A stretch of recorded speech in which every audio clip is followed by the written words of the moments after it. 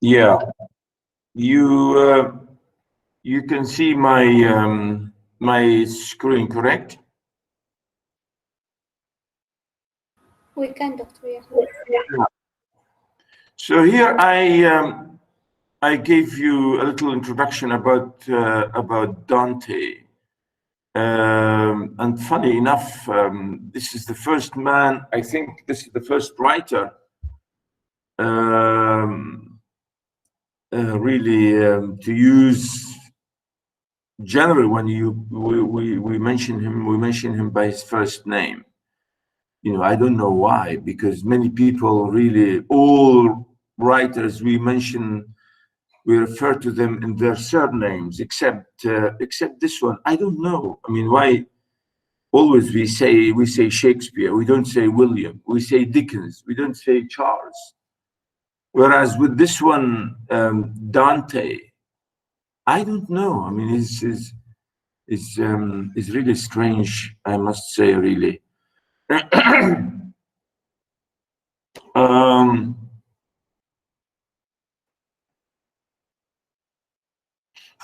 Yeah. Here there's a brief note in the introduction. I think you can read it. I'm not going to read it for you, but really the whole poem is called Divine Comedy. I mean, the title itself is is quite really strange. Even the title, when you say divine and comedy, and also it's really a poem, a long, massive poem. It's very, very big, long poem. And it's, you know, it's referred to as an epic, of course, as an epic.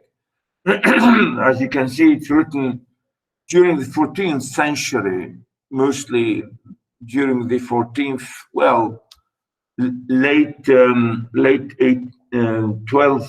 13th, 14th century, I should say. And he's a native, I mean, Dante himself is a native Italian. Florence really is the area where he lived. So the book is massive, really very book. That's why it's divided into 3 sections, or originally three volumes. 3 volumes, really different. And the the title, as you can see, Inferno, Purgatory, Paradise, or as he calls it, Inferno, Purgatorio, and Paradiso, as the 3 main sections of the poem. That is hell and purgation and paradise. You know, dividing the universe into 3 main big circles. Really, this is his main idea. Later on, we shall see.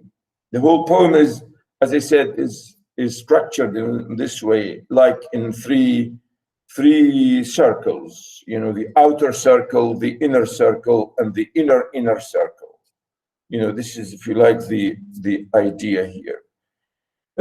And to him, he you know, imagined the universe, as I said, the universe to be in this kind of you know, circles. As I said, the outer, bigger circle is what we call it really paradise, and the one in the middle is called purgation or purgatory, and the inside, the very center in the inside, you know, he calls it hell. Now, if you believe this, according to Dante, really, it's something very allegorical, something very imaginative, something very metaphorical, and it's never really, if you like, a true story in any way. It's completely mythological,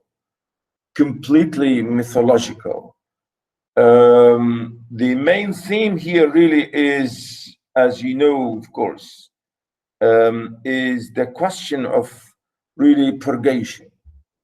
the question of salvation, the question of how you face your God at the end of the day, really.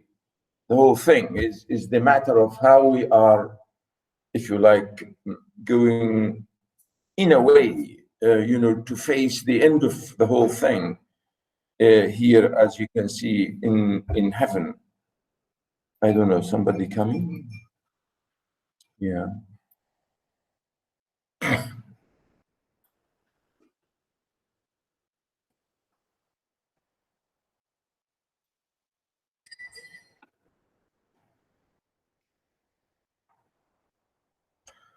So I'm saying here, the whole thing is symbolical, is imaginative, is allegorical, how our souls, if you like, he wants to say, how our souls are saved. How do we save ourselves? Metaphorically speaking, or real in real sense, to act good, to be good, to behave in a good way, to be really honest and truthful and good man and good person, good woman, and then God will reward you by heaven. This is the idea. You will go to heaven if you are a good person. This is the whole idea, really the simple, absolutely simple idea. He's saying here, what after we die, what's going to happen? That's his saying. What is the result of the whole thing after we die? The state of our souls after death. The text, of course, really explains a lot of things. And as I said, he calls it like in a pilgrim, like in a journey. And the whole poem is like a journey. And it's actually taken, I think, it's taken completely from Abu al-Ala al-Ma'arri's story about al-Isra wal-Mi'raj in his great poem, really. In his great poem called Risalat al-Ghufran. Risalat al-Ghufran, really, Risalat al-Ghufran is a great poem by Abu al-Ala al-Ma'arri, the Syrian poet. And I think, Dante never admitted this. Dante never said this.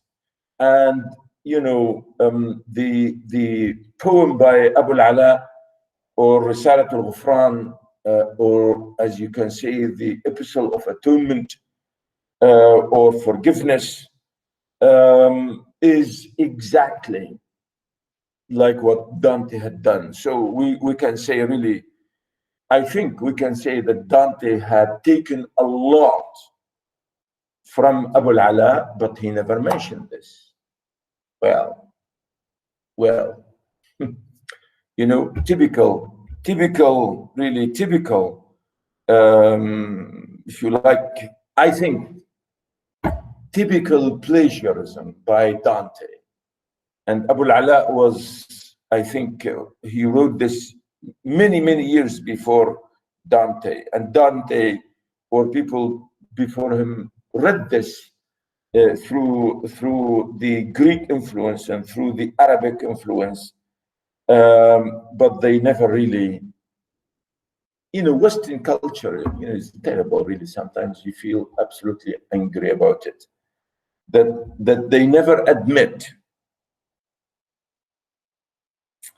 They never admit, absolutely.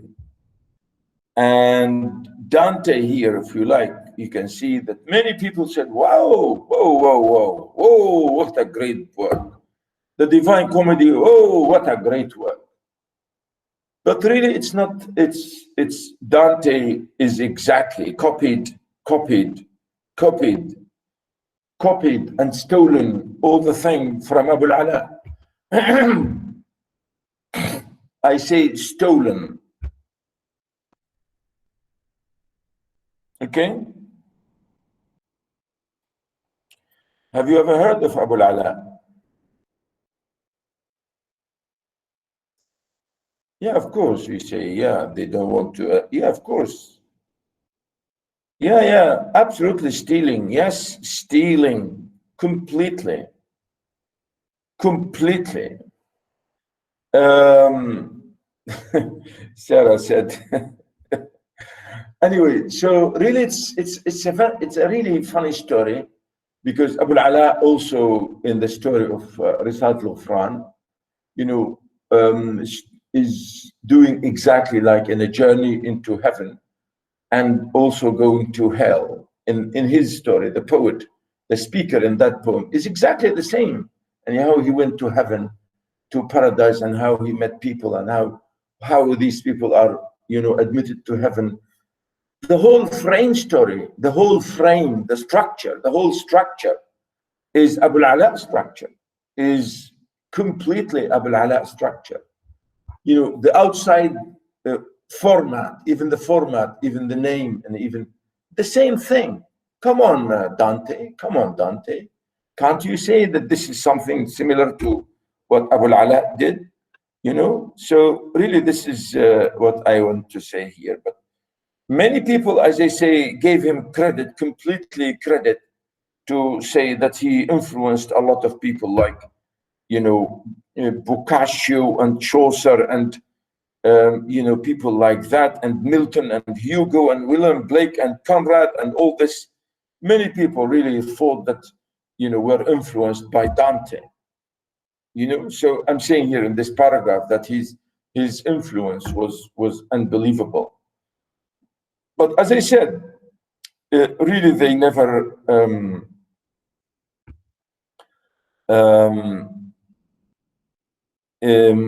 I did not really show you here, but let me just show you a little bit of Abu al-Ala. Okay, I will show you.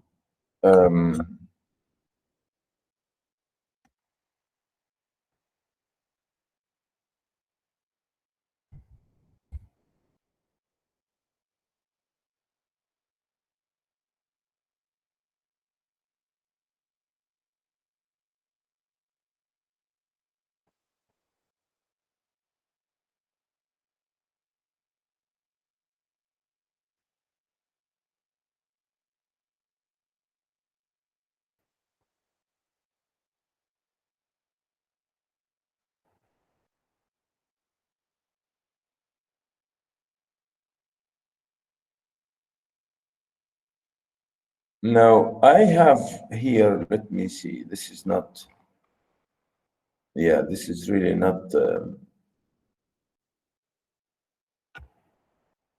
one I want to show you. Where is it? Let me just check, because I want to be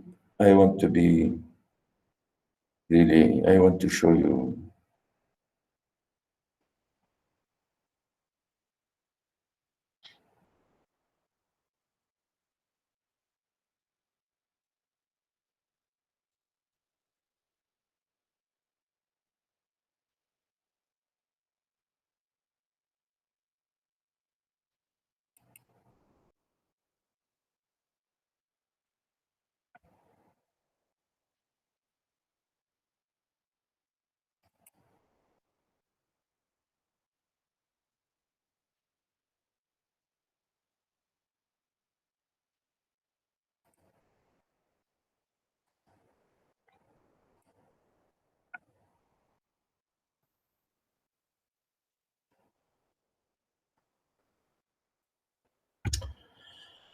So you can see here my screen, رسالة الغفران لأبي العلاء المعري. You can see that. Okay. So really, this is the exact copy, the exact text of Abu al-Ala al-Ma'arri's book. And here you have a huge introduction about it. And if you go through this, Risalat ibn al-Qarih, can you see my screen? Yes, doctor. Yes, doctor. So Abu al-Ala is responding to Ibn al-Qarih, his story, Risalat ibn al-Qarih, and Abu al-Ala is reflecting, or the speaker in this poem, respecting or looking at what Ibn al-Qarih said, and he's responding in his poem. Okay, and you can see here, of course, this is a very detailed copy of that. Now, if I want to show you all the details, you can see this. Okay, so the idea I want to say is exactly, Dante did exactly the same, because Dante also is talking about, later on we shall see, he's talking to another poet, as I will show you here in the poem, in the example we have. So Abu al-Ala here, as you can see in Arabic, it's a long passage. I'm just going through some of this to check, because this is his exactly, you know, his idea. Now this is one section, okay, and I will show you another edition by Abu Risal al-Ghufran here.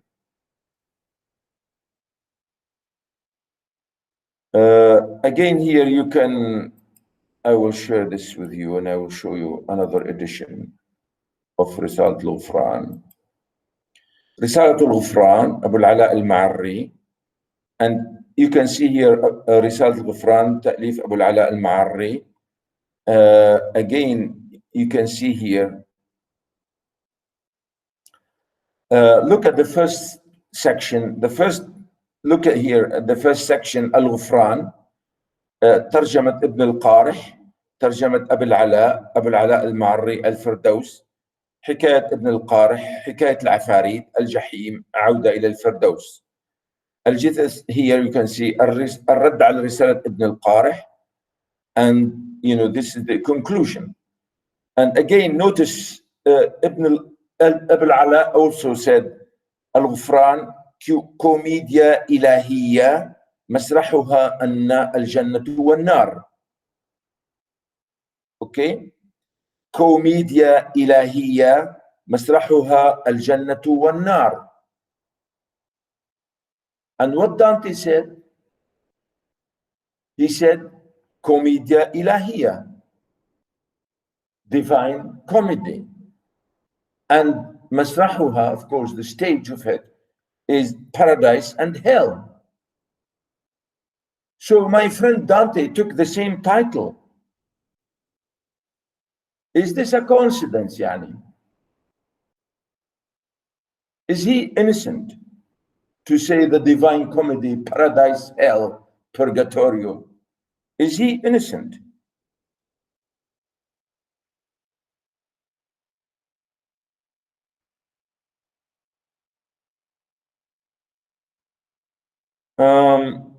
I don't think so. Really, I don't think so. Again, we shall see here how the whole poem, Abu al-Ala, is responding to another poem by Ibn al-Qarih, and all his poem is a response to Ibn al-Qarih, because Abu al-Ala imagined something. Again, you can say here, Abu al-Ala wrote all his poem in response to Ibn al-Qarih, okay? And here, of course, we have the same thing, as I will show you in our Dante here is responding, as we shall see here. I will show you when I will read this. He's responding to his you know, master, if you like, in Greek, because this is in the first section here. You know, he's talking about that, and I will show you this in a minute. Yeah, it's like I say here, the Pilgrim's Progress. Let me just, I want to anybody read anything in this? Let me see where.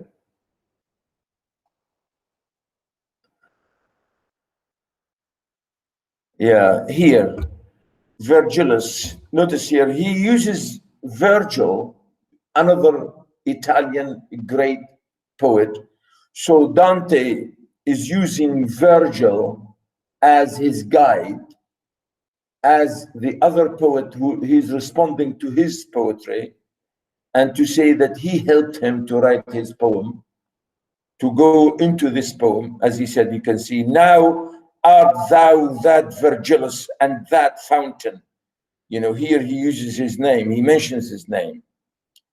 Again, before that, he talks about him, you know, I was born, you know, etc., etc. And the way he talks about that in his poem, maybe you don't see it here because I'm sharing Abu al-Ala's section. Okay, so Abu al-Ala did, or originally Abu al-Ala was the founder of this, because he wrote all his poem in response, and as if he's using and talking to Ibn al-Qarih, like a dialogue or responding to him, and so on. So he wrote this great poem called Risalat al-Ghufran, you know, and you can see, as I said here, really how the whole thing starts.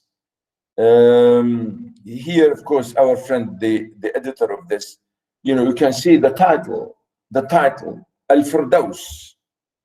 As you can see, paradise, and then another title, he said hell, and you know, the way in between.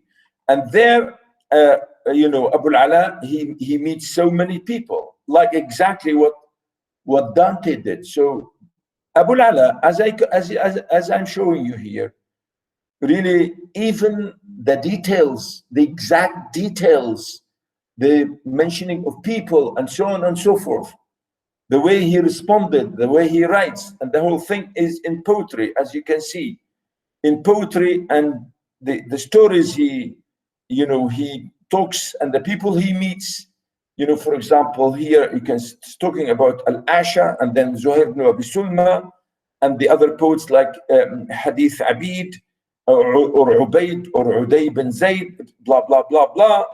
And, you know, he talks about Hadith al-Hudhali, or al-Hadhali, or I don't know, Nabighatain, and so on. You can see that Abu al-Ala is talking, again, he talks about Majlis al-Ghina, or Majlis Ghina, you know, is talking about a lot of imaginative things in his story, okay? So Abu al-Ala, he wrote a huge, massive poem, and mentioning so many names and so many people, and responding to them, what they are doing up in heaven, and so on, okay? So that's why we say it's like the story of Al-Isra wal-Mi'raj. You know, the story originally,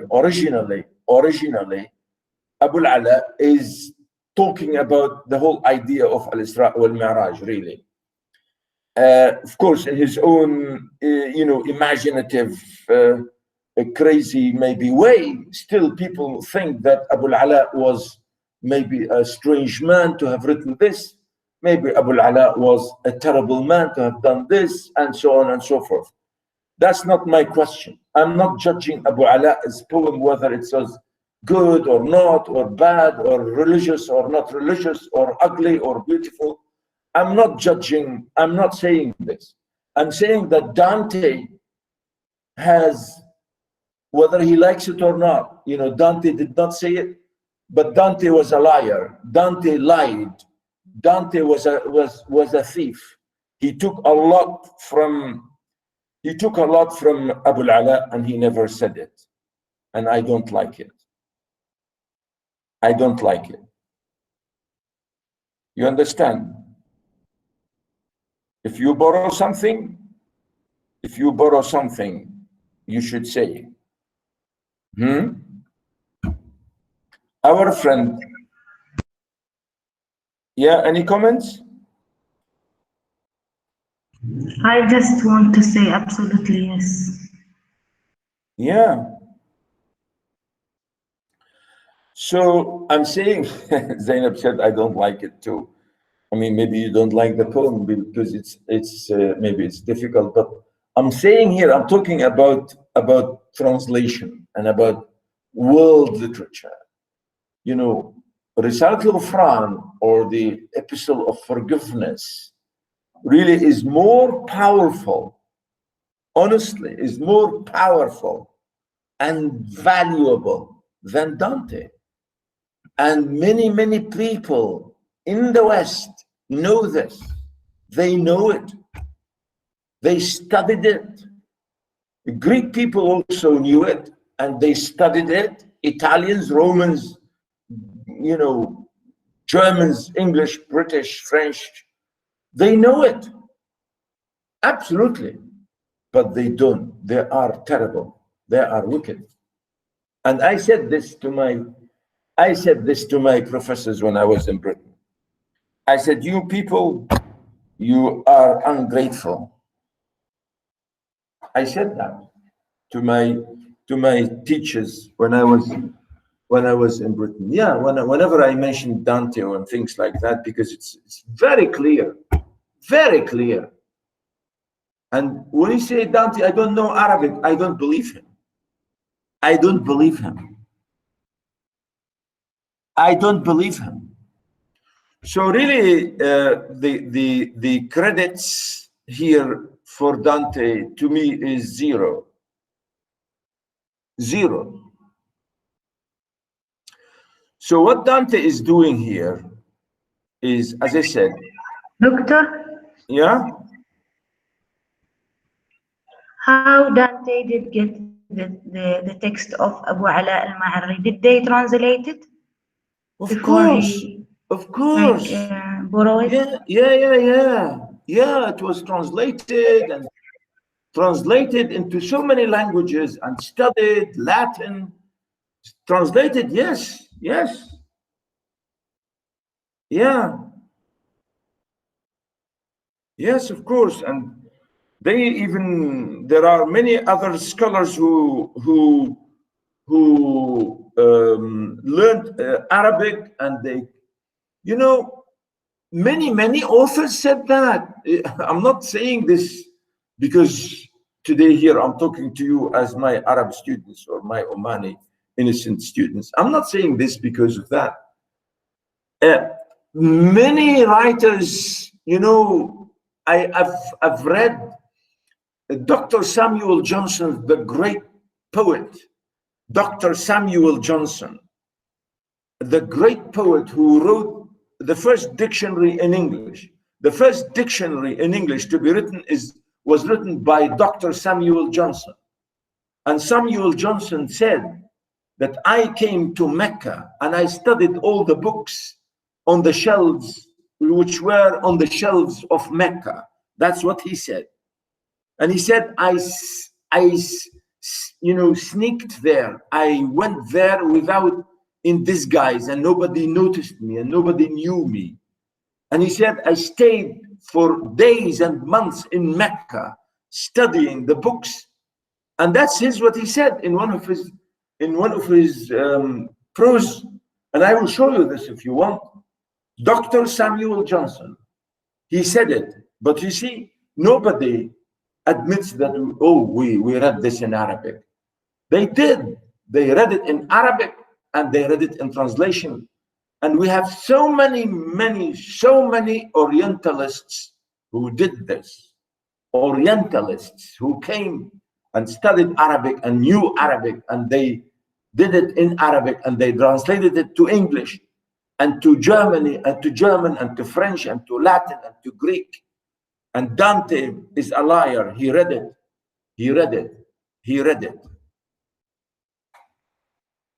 Okay? So Dante is showing us here the same thing. You know, the division, Inferno, Purgatorio, and really Paradise. The division you can see here, as I said, it's 3 sections. It's like maybe for anybody who reads it for the first time could be very complicated and so on. But Dante really, as you can see, of course, he wrote it, the whole thing, wrote it in Latin. And thank God we have this great man here, Henry Wadsworth Longfellow, the American poet. The American poet who translated this into English, as you can see, English translation and notes. In fact, I have the, let me show you the other translations by the original translation. Where is it? Let me show you.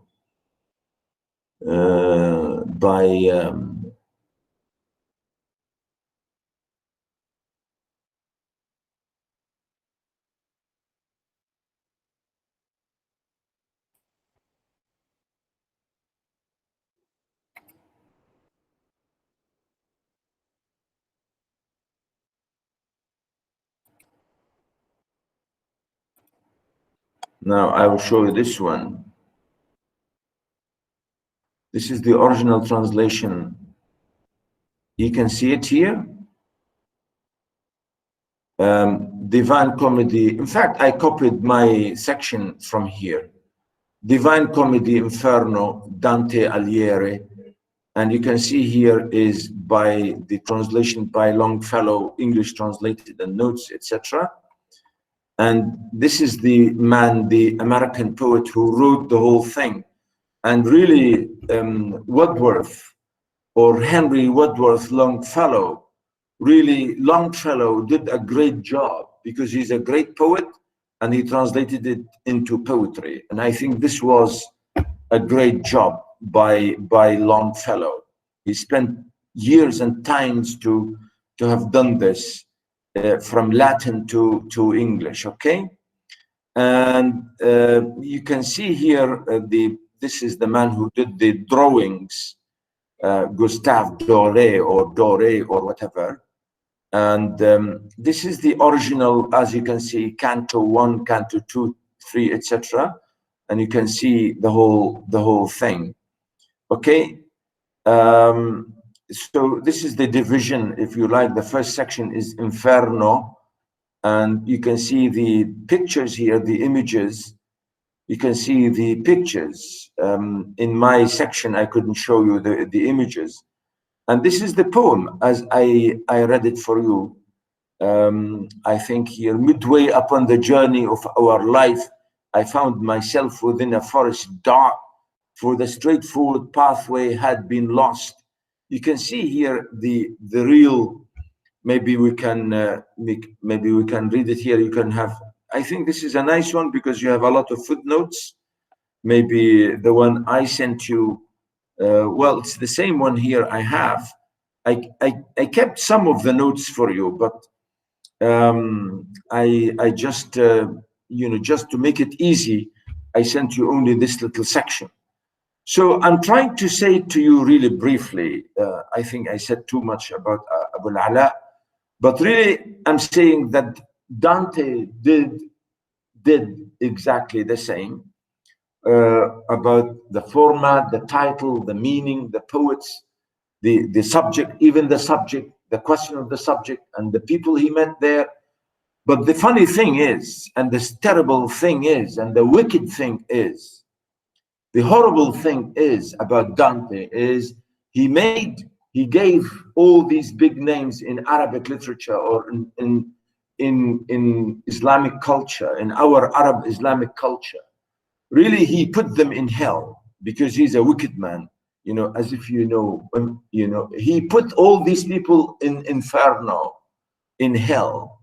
Whereas Abu al-Ala, gave, if you like, did not sort of falsify or change facts of life,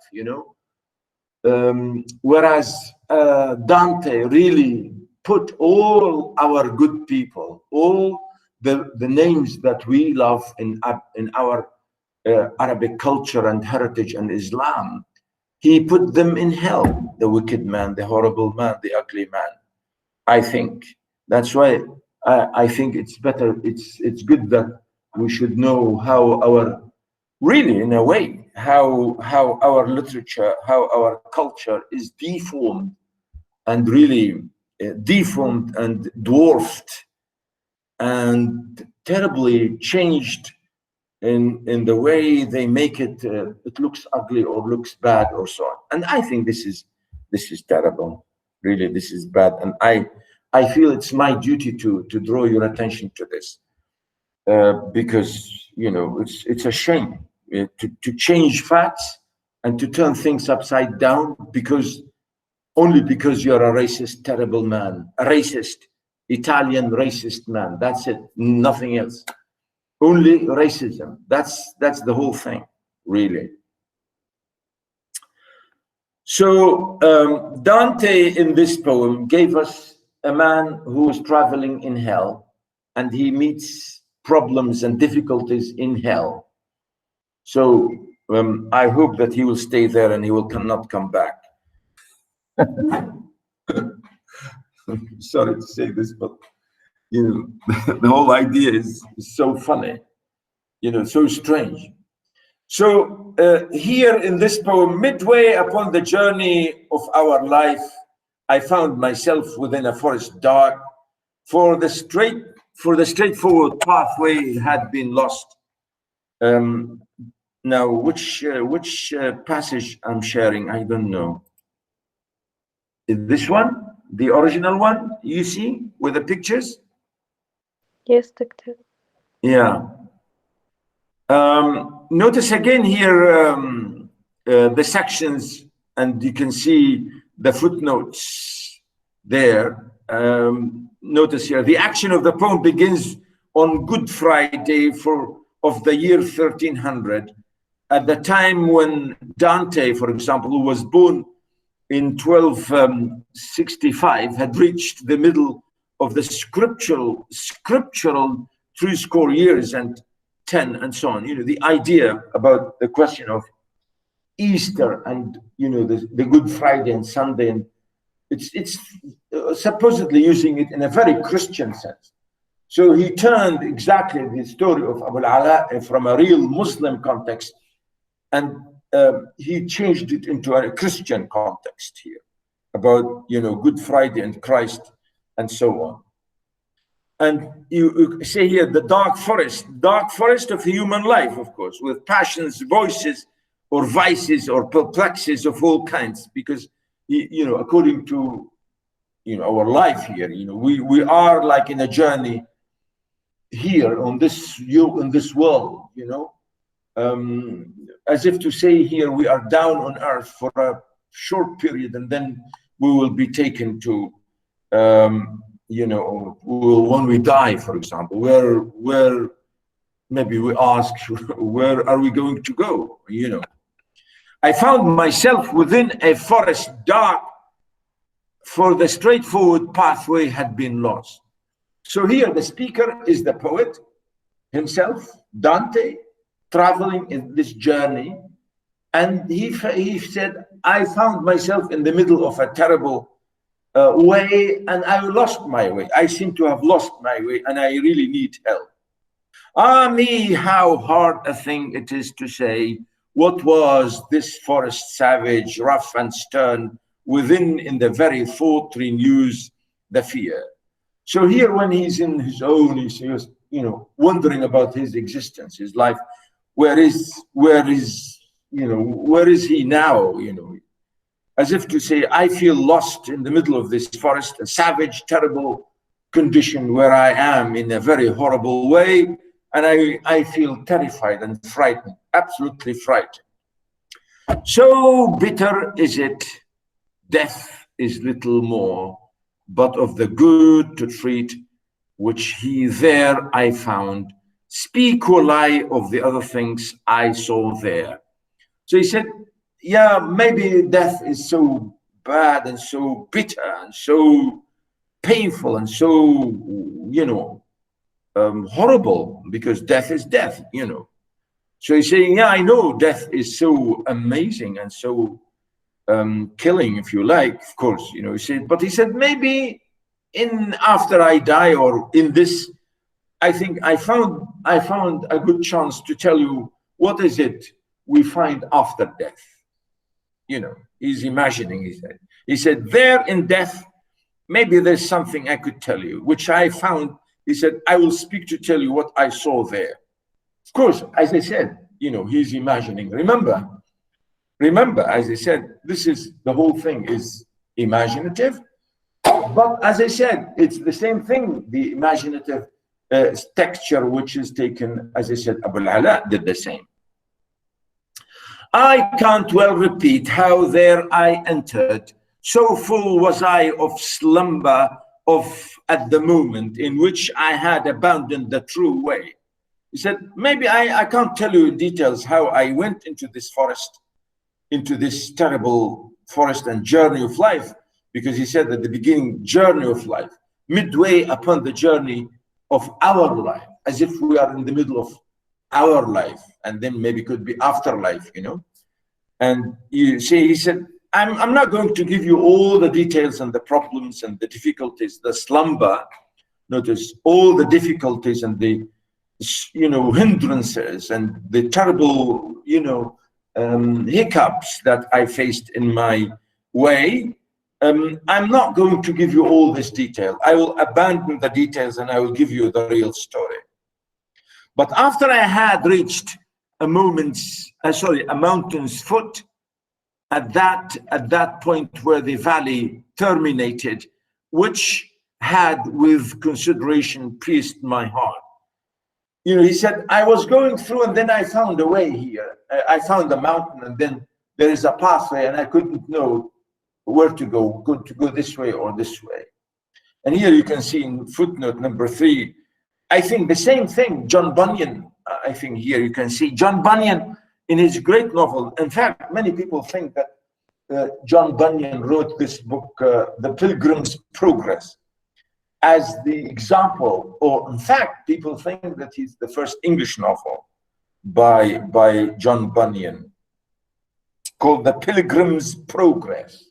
The Pilgrim's Progress, like how you go into Pilgrim, you know, Geoffrey Chaucer, and later on, or before Bunyan, did the same in his poem, The Canterbury Tales. The Canterbury Tales, when these pilgrims, it's about the journey of 30 pilgrims going to Kent, to Canterbury. And that's why he called it the Canterbury Tales. Here, he called it, you know, the Pilgrim's Progress, means how the pilgrim goes to the shrine, or a shrine, or, you know, in Christians say it's a shrine where you get purified. We Muslims, for example, we go to Mecca because to us, Mecca is the sacred place where you know, as we know in our Islamic culture.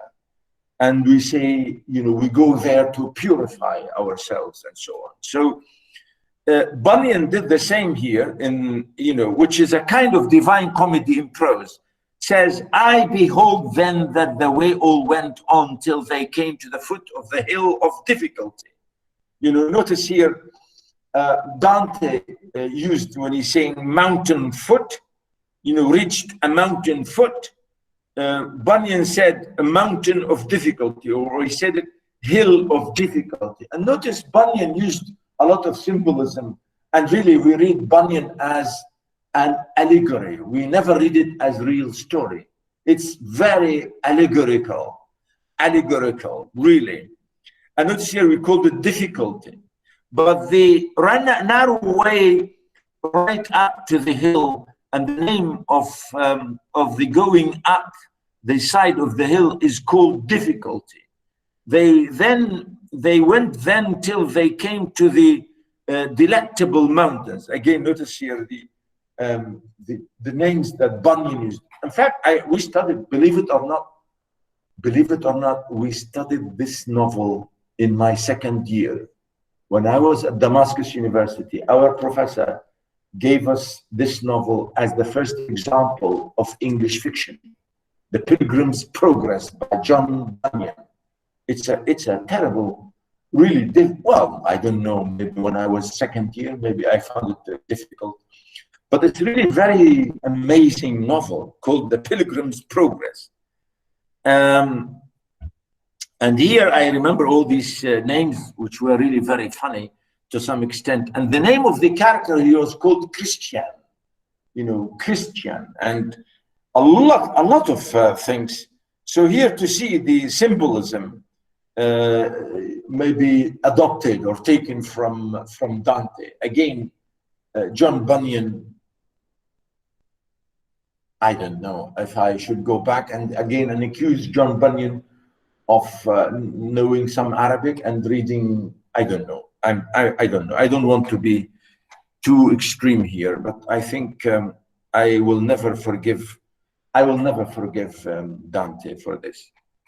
So here we said, I was terrified and I don't know where to go. I found at the foot of a mountain, my way, two ways here. Like, as I said, as you can see here, I reached a crossroad, okay, which had, he said, the point that the valley terminated, which had with considerable peace my heart, which is I terrified.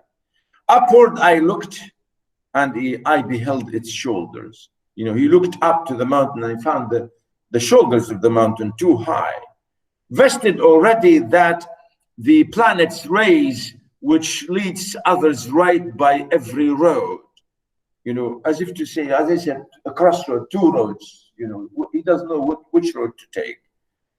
And, he goes on to talk about it. Then was the fear a little quietened that in my heart's lake had endured throughout the night which I had passed so piteously. So he thought and thought, and then he said, I was thinking and being on my own, being quiet, and I was careful to think which way to take. And I spent time and maybe being, again, we're saying, so piteously.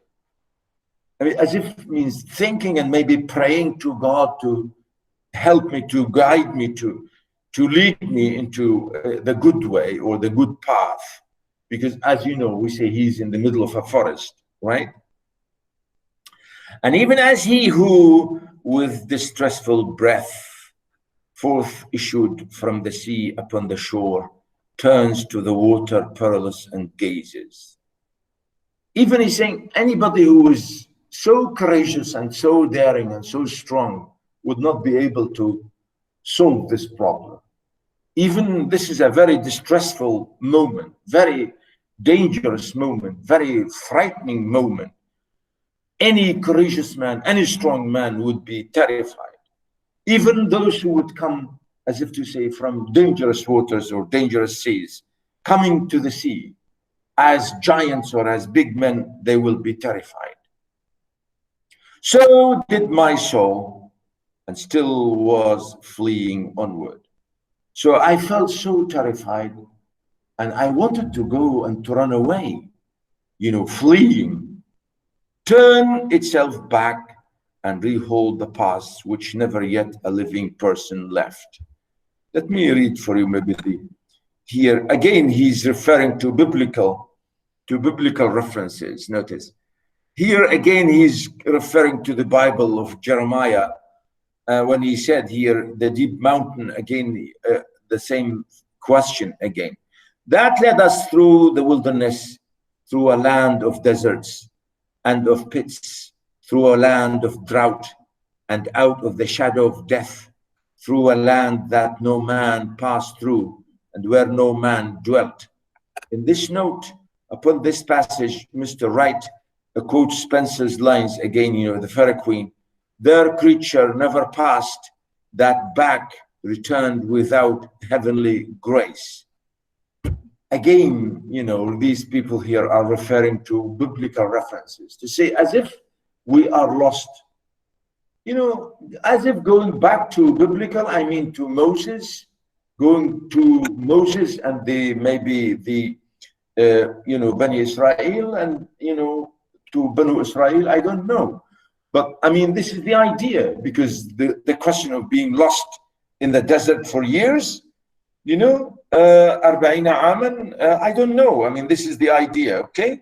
So he's referring here to the question of being lost in a desert. And of course, that's what he means there. Meaning, I was, as if to say, I am terrified here in this journey and I need help.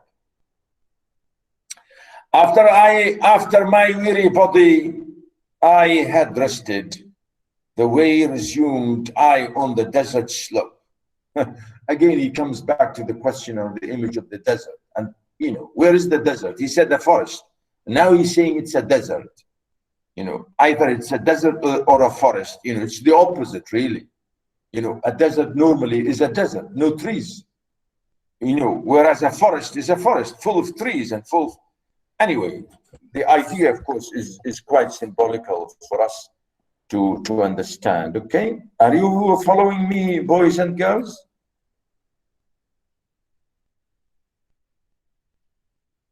Yes, doctor. Our paper is different. The Oh, translation really? is different. Yeah. I think I'll go back to our original one, but it's the same.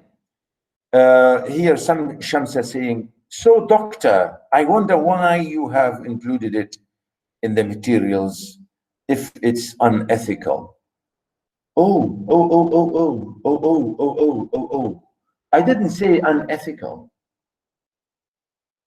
I did not say unethical.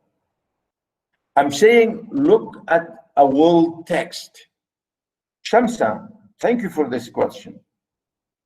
I'm saying I'm reading this as a world literature text, which was absolutely, we studied this. I studied this in my course when I was a student, believe it or not. We studied this because it is studied everywhere in the world. Everywhere in the world they study Dante. You understand? And I did this just to show you, just to tell you, really my message is what I said about Abu al-Ala. My message is about that this man has taken a lot from Abu al-Ala, but he never admitted. He never mentioned it. I'm not saying the book is itself is unethical. No. The book as a book, you know, without referring to Abu al-Ala is okay, because it's talking about our existence, how we survive, if you like, if we borrow this idea about survival or what's going to happen to us after death. But I was talking, you know, from the outside reader, someone who sees Abu al-Ala as the founder of this and then Dante doing that. It's nothing to do with being ethical or unethical. But I mean, I know it's good that you have said that, yeah, Shamsa, no problem. Yeah, so yeah, I'll go back to my original. Okay, I will stop sharing that one. I will share with you my original one. Okay.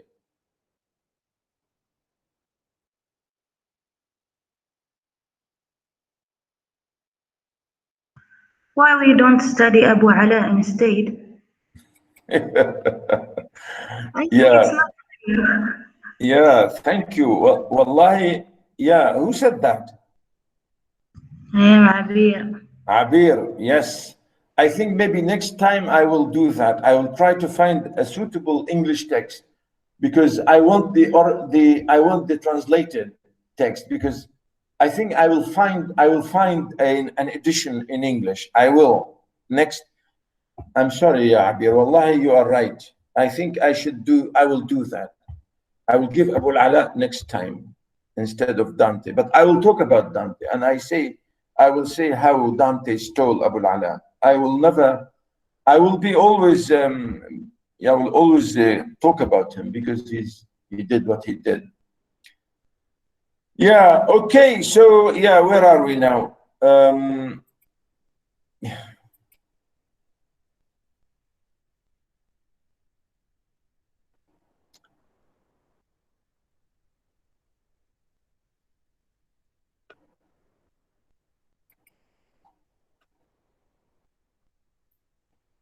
Let me see, maybe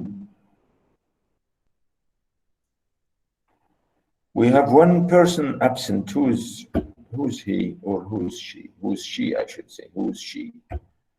Because I think I have, let me see. Well, it could be a he, because I have only one boy here.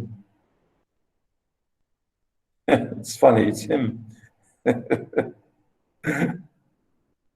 Yeah, I'm looking at the names, and my friend Ishaq is not here, so it says, yeah. Yeah, because I have 23. Yeah. So I wanted to take attendance, but yeah, I think now I know who is absent. Okay, I'll go back to my text. Where was I? Yeah, I was reading, but I reached a mountain's foot. I was here, correct? You can see this is the one you have. It's not. What do you mean it's not? The copy is not like that we have. No, this one. Look at it, this one now. I sent you this one, correct? You have No, doctor, we have a PDF file. Oh, a PDF. Yes. Yeah. Oh, how come? Okay. I'll send you this. We don't Please. have this one. Oh, I see. Yeah, I will send you this one today. Just now, after I finish, I will send you this, okay? So forget, I don't know how. I thought I changed this. I think, yeah, my students in the last term, I think they said the same. And I thought I sent, yeah, maybe I kept the old one still in the yeah, because it was, yeah, I did not send you new ones. Anyway, I will send you this today, okay? Forget about the other one, all right? All right, doctor. So it says, yeah, after I had reached a mountain's foot at the point where the valleys terminated, which had with constant rains pierced my heart, upward I looked and I beheld its shoulders vested already again with the planet's rays, which leads others right to every road. Then was the fear a little quieted, that in my heart, I think I read that. Where was I? Yeah. And even as he who with restful breath forth issued from the sea upon the shore, turns the water perilous and gazes, so did my soul that still was fleeing onward turn itself back to behold the past, which never yet a living person left. After my weary body I had rested, the way resumed I on the desert slope, so the firm foot ever was the lever, as if to say he went. Yeah, I kept the same notes here. I have the same notes for you, and I think I kept them. I kept them as they were in the original. Yeah, so I will send you that. And lo, almost where the ascent began, a panther light and swift exceedingly, with the spotted skin was covered over. So he said, on my way, I started to move, although despite the difficulties and so on, I moved. But then I found a big, massive animal. He called it a panther, spotted and, as if to say dangerous animal. As you can see here in note 10, again, you can see here, worldly, it's really to do again here with worldly pleasure. And politically, again, we say here, Florence, with its factions of Bianchi and Neri. Of course, the details, of course, here he's talking about all these, symbolism, if you like, about the country itself. And swiftly, exceedingly, which with a spotted skin was covered over. So I was met by an animal, dangerous animal, and never moved she from before my face, nay, rather did impede so much my way, that many times I to return had turned.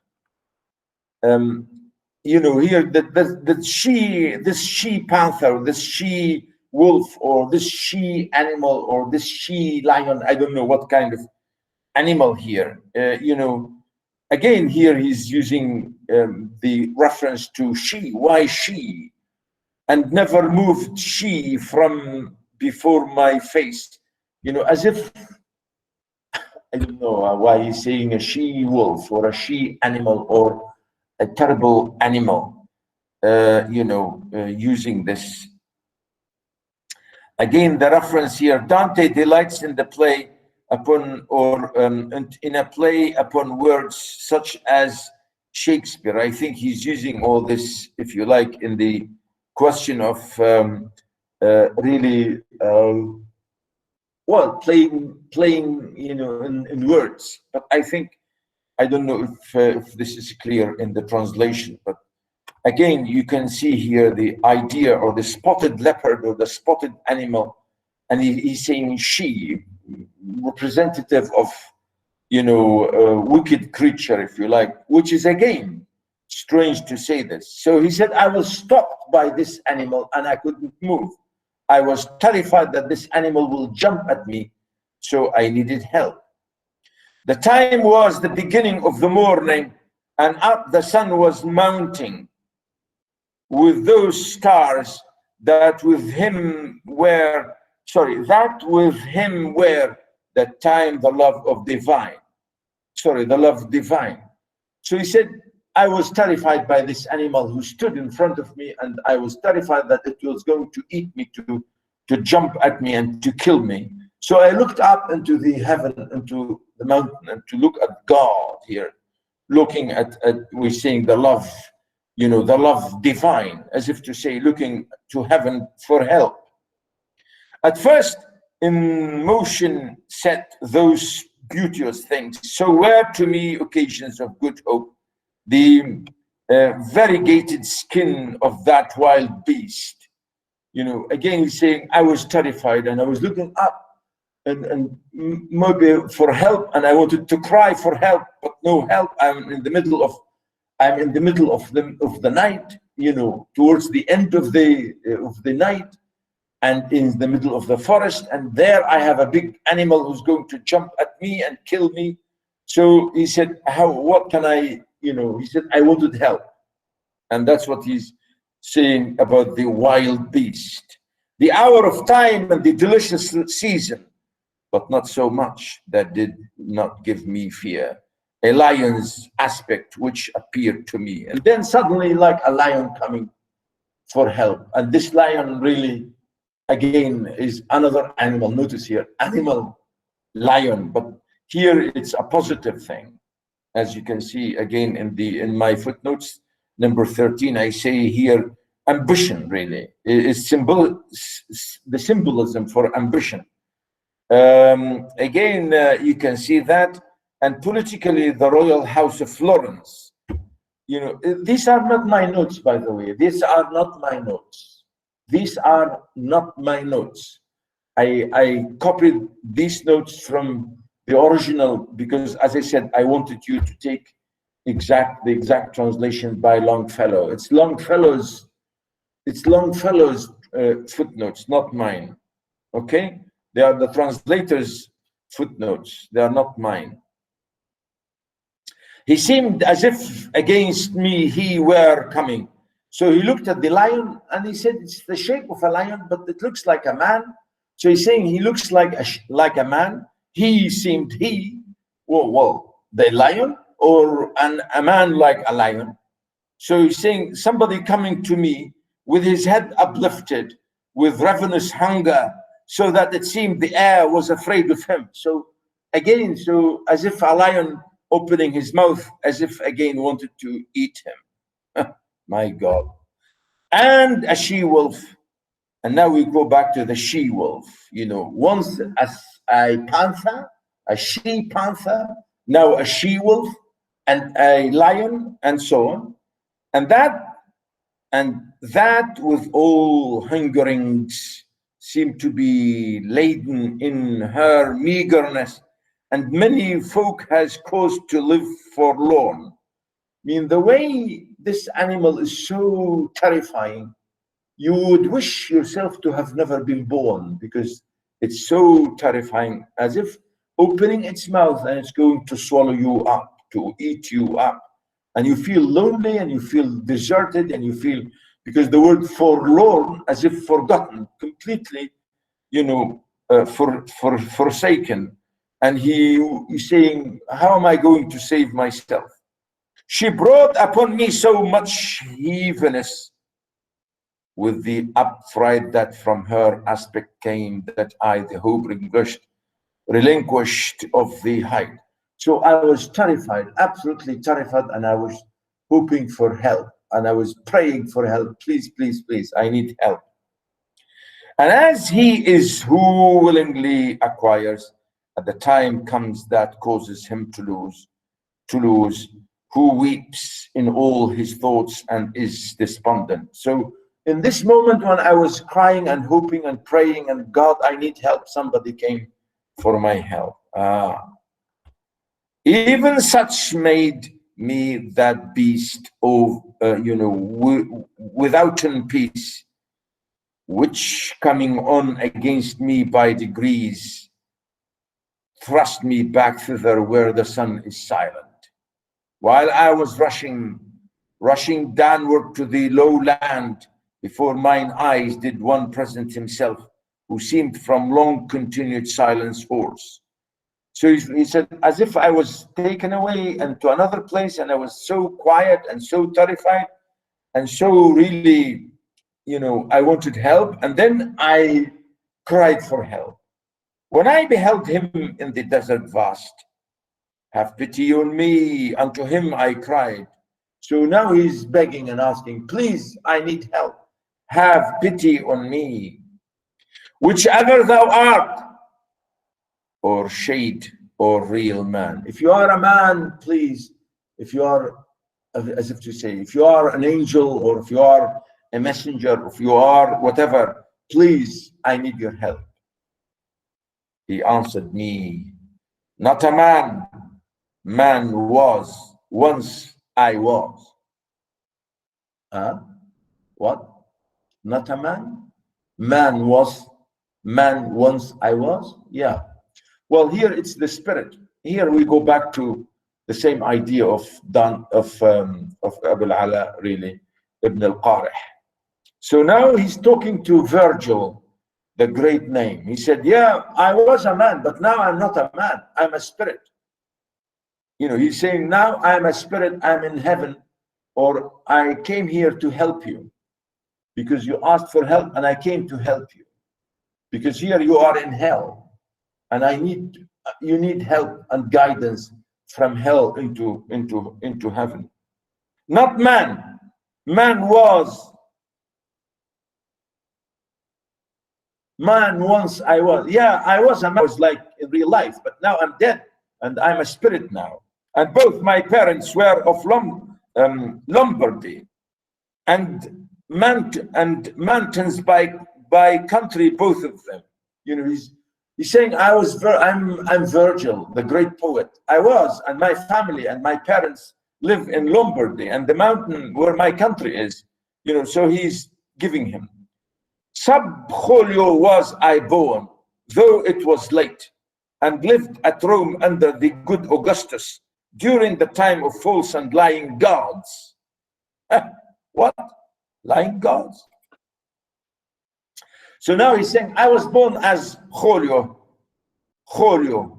sub Julio, or Julius, Italian Julio, right? I was born as Julio, and I was, the footnote, I think number 17, I don't know, should I read it for you? Yeah.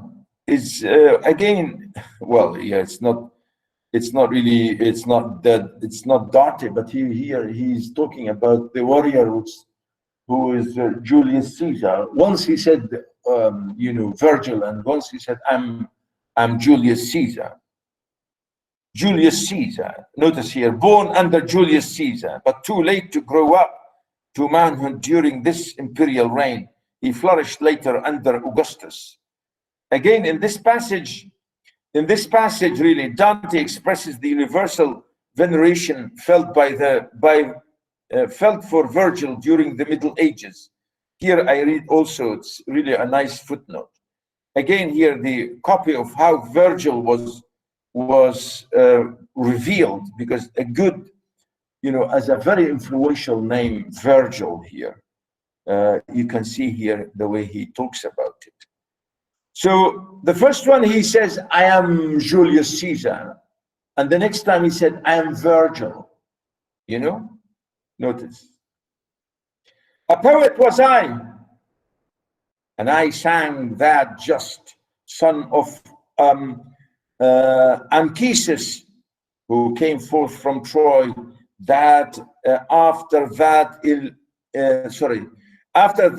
Ilion the superb was burned. Ilion or Ilium, or the city of Ilium or Ilion, you know, it's the reference to the Trojan War. The Trojan War, really, it's going back to Greek history. And he said, that's when he said, the gods, lying gods, you know, lying gods, you know, these terrible gods, you know, here gods in the Greek mythology, of course, he's saying something against them. And remember, in Greek mythology and in Latin mythology, Roman mythology, you know, they believe in the multiplicity of gods, and they believe that gods are able to do terrible things. And now he said lying gods, means gods who, those gods who tell lies, they are liars. What kind of gods is there? Yeah, well, okay. So this is, you know, in mythology, we have to bear in mind that this is mythology. It's nothing to do with our modern concept of God, of course. Well, originally we say God, no gods. And you can see here, small letter. It's not capital letter, never capital letter with S here. We don't say gods with capital letter, always small. A poet was I, and I sang, again, son of Anchises, again came from Troy. This is the reference to the Trojan War, and Homer wrote about the Trojan War. And even we say Hassan Tarwada in Arabic, isn't it? Do you know Tarwada?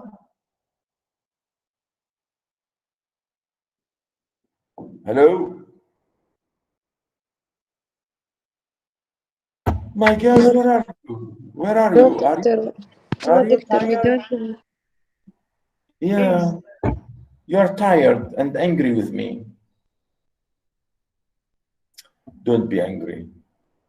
Our exam, I'll talk about the exam. I'll stop here and I'll continue next time. Okay? I will continue. Well, what do you mean next time? I mean next week, isn't it?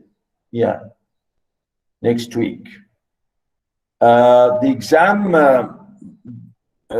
please wait for me for 2-3 minutes, okay?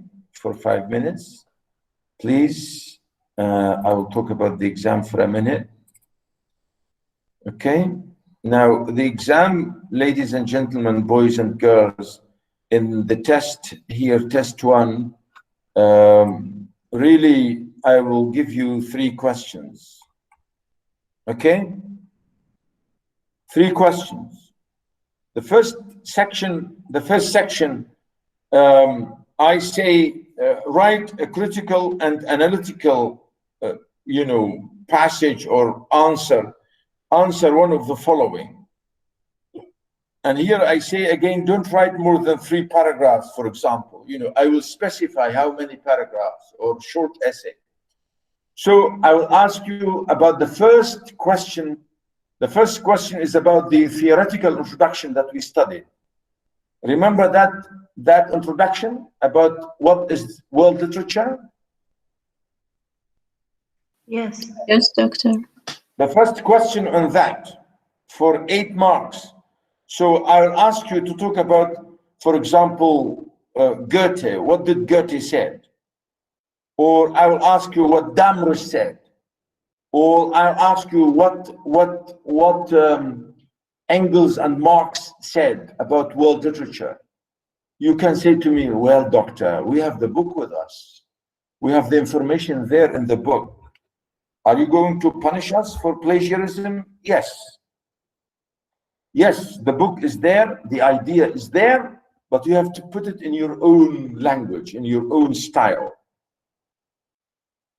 You understand? You have the information, you have it, but you really can't copy because you will be detected in Turnitin. Everything you send me, everything, all tests, all exams will be put through the Turnitin. So don't ever try to plagiarize. Yes, you have the information in front of you. You have to put it in your own way, in your own explanation, your own understanding. Give me your own understanding, your own evaluation.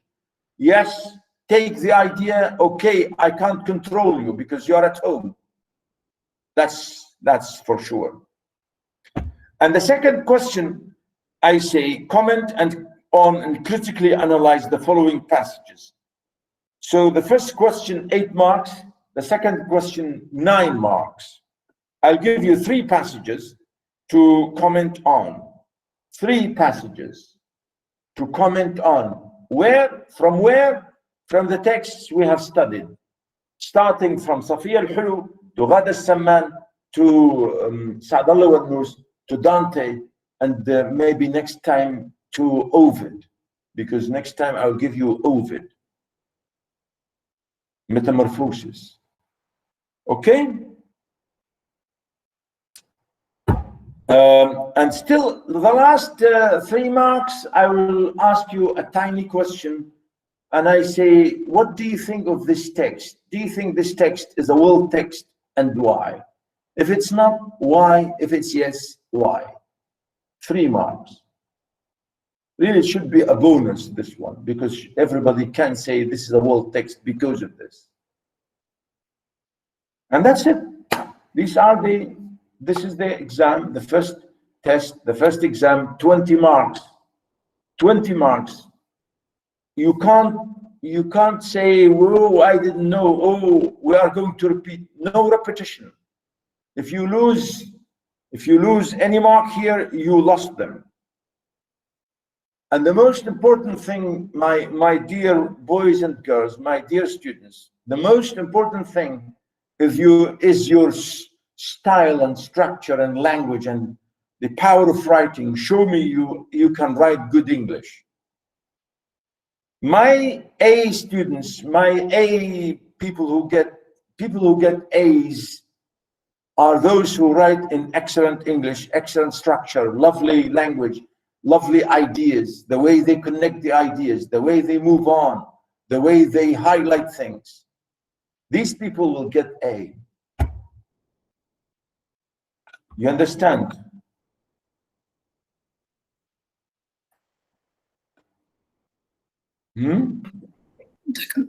Yes, Doctor. Doctor, please can you repeat the second question? Well, I said you can listen to the recording again, Yasera, but I will tell you. The second question, I will give you quotations from all those texts we have studied. And you have to tell me that this quotation is from there, and this means this, and this, and this. And I say, comment on and analyze. Okay? Okay, thank you, Doctor. Welcome.